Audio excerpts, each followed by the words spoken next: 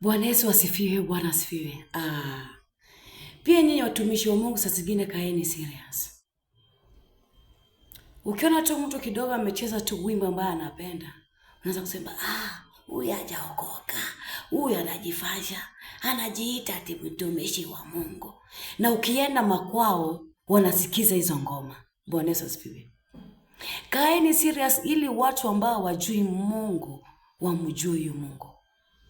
Chezeni hata na watu wenu. Waambie iko hivi na hivi. Waambie wakati ambao unasikiza wimbo, usisikize tu kelele za wimbo. Sikiza message.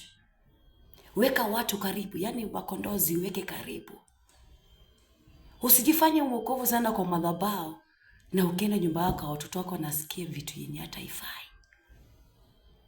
Heri yule mtu ambaye anatenda haki na ukweli kuliko yule mtu ambao mbele ya watu anajificha akirudi gizani.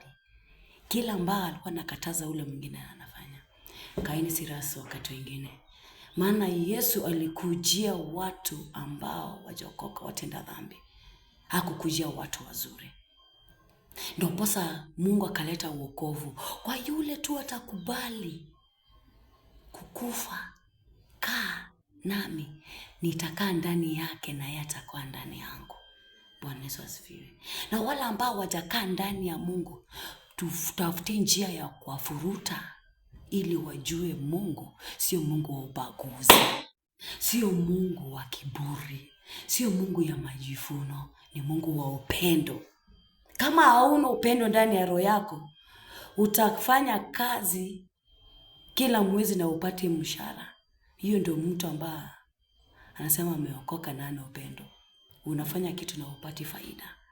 Bali watumishi wa Mungu, shikaneni, pendaneni, tukae na amani.